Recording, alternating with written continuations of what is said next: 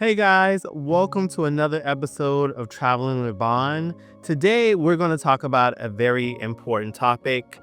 Obviously, our new administration is the Trump administration, and obviously at this time he's doing a quite bit of cleanup when it comes to immigration. So this video is for anyone who is undocumented in the United States, knowing your rights to protecting your freedom even though you're undocumented. So this video is going to walk you through what you should do, what you shouldn't do, things you should say, what you shouldn't say when you're approached by ICE, and basically placed in a situation. Whether you're at home, whether you're on the streets, whether you're at work, you have rights and you need to know those rights. So make sure you like, share, subscribe, and click the bell. Now, guys, I have my notes, so you're going to see me look down a little bit, but I want to make sure I touch on everything that is important.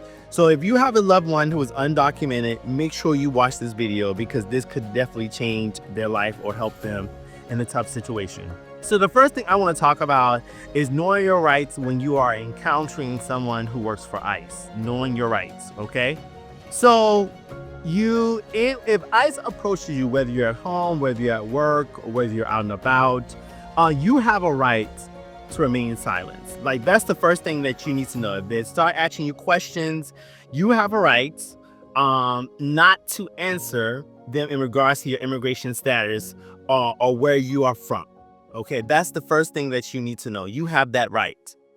Because sometimes these ICE employees will basically pressure you to provide them information. The more information that you provide them, the more that basically you're setting yourself up for failure. So that's number one. Number two, number one, you need to say that I'm exercising my rights to remain silent. Okay, you need to definitely say that. Don't be belligerent. Don't act crazy. Keep yourself calm, cool, and collective. And that's one thing that you need to make sure that you're saying. Okay. Number two, do not sign anything. Do not sign anything without a lawyer reviewing it. Okay. Do not sign anything. I'm going to repeat. Do not sign anything. So as a travel agent, I'll tell you a small situation. I had a client who was coming back in the United States, and they were requesting her to sign a form, right? And when she sent me a screenshot of the form, basically it was a form abandoning her rights as a green card holder.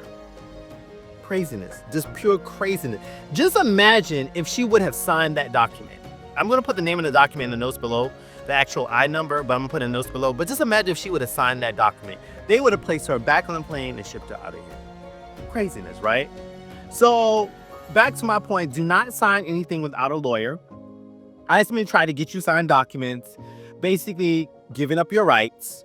So make sure you don't sign anything and make sure you fully understand what is going on. And if you don't fully understand what's going on, take it to a lawyer so that they can review it. All right, when you're home, when you are at your home and ICE approaches your home, you do not have to open the door. Remember this, you do not have to open the door.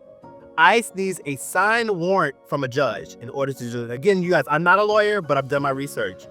ICE needs a warrant from a judge in order to enter your home. Not just ICE, but any law enforcement, they need a signed warrant from the judge in order to enter your home.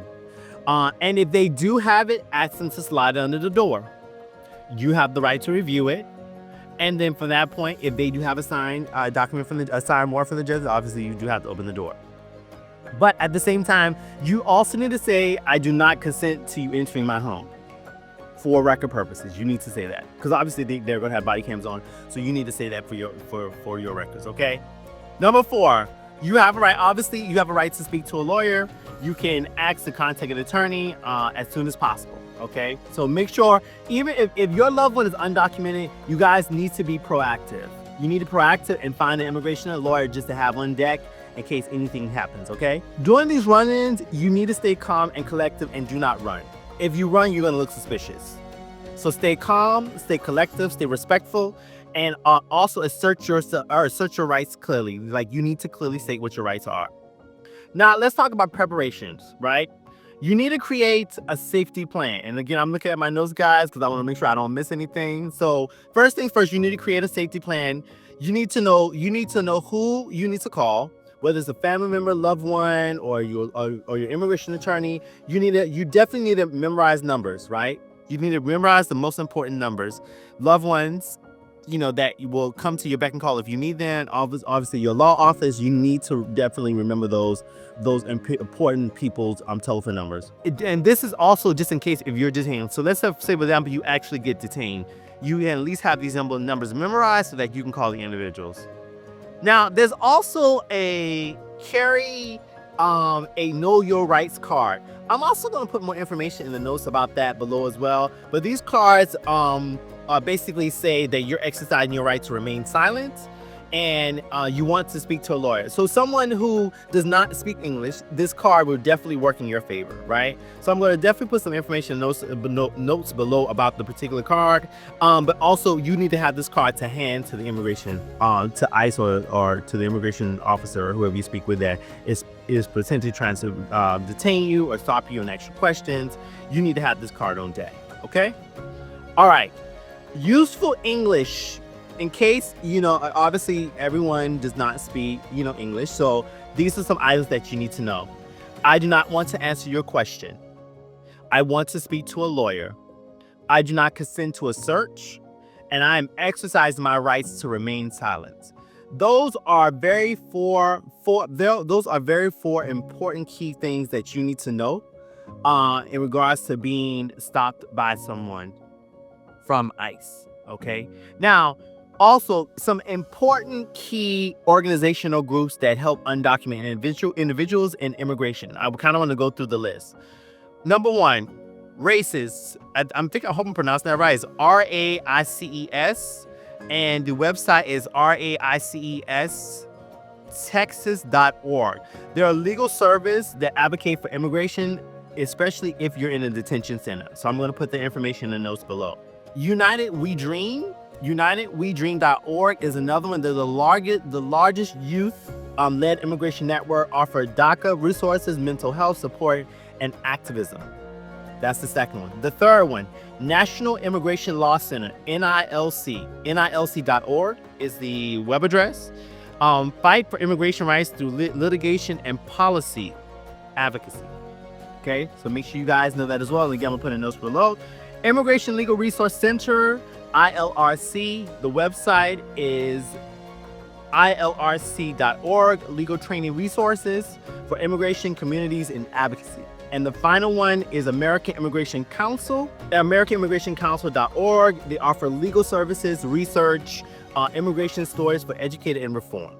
Okay, now I do have some other ones I'm going to put down here as well, like for the Asian American Advanced Justice, which is AAGC, First Friends of New Jersey and New York. I'm in the New York area, so if you live in this area, which ICE is very heavy here, trust me. I know. So that is another one. HIAS, HIAS.org is Refuge, Resettlement, and Protection Organization, originally found for the Jewish refugees. So if you fall in any one of these categories, again, I'm going to put the information in the notes below. Make sure you take this information and provide it to your family members, right? Of your loved ones, because this information can really truly change their life. And if you are a part of this community, or you have a loved one that's facing these situation, or they are in a detention center, or they have been stopped by ICE, please let's have a conversation in the notes below. I want to know your thoughts, what you're going through. Let's talk about it. We don't want to out those individuals, but we do want to create a conversation about how we can help each other in a time like this. Make sure you like, share, subscribe, and click the bell, and I'll see you guys in my next video. Peace.